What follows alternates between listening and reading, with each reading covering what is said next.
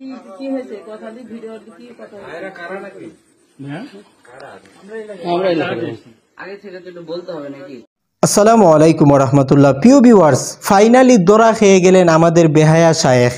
আমরা যখন তার ড্রপ করা মেসেজের বিরুদ্ধে ভিডিও করে অথবা ফেসবুকে পোস্ট করে মেসেজ ড্রপ করতে লাগলাম, ঠিক তখনই তার গ্রামের কিছু ফুলাফানরা বিষয়টা খুবই গুরুত্ব দিল। তারা ভাবলো এটা নিয়ে একটা অ্যাকশন নিতেই হবে। সেজন্য তারা গভীর রাত্রে তার বাড়িতে অ্যাকশন নেওয়ার জন্য গেলে সে এবং তার মা কি বলল আপনারা নিজেরাই শুনে নিন।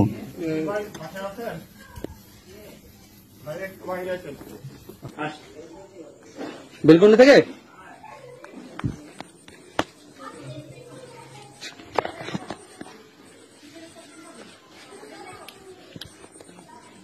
এটা কি আসলে উচিত না অনুচিত আপনার বিবেকেই বলেন। আপনি হচ্ছে কি না 10 লাইট ধরে আছে আপনি দেখার জন্য বলেন, অসুবিধা নেই।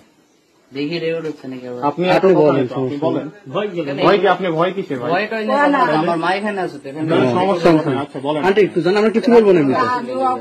দিনের বেলা আসবে। রেকর্ডিং দি কি হয়েছে কথা দি ভিডিও কি কথা এরা কারা নাকি? হ্যাঁ কারা? আমরা এলাকায় আগে থেকে তো একটু বলতে হবে নাকি?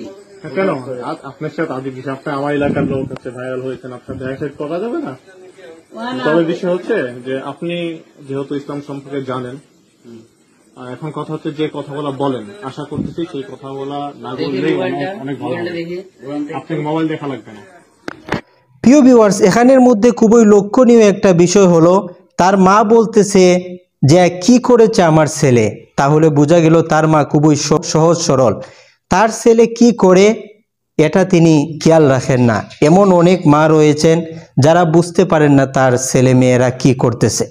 প্রিয় ভিউয়ার্স, এই ভিডিও থেকে ওই মানুষটার, বেহায়া মানুষটার শিক্ষা গ্রহণ করা উচিত।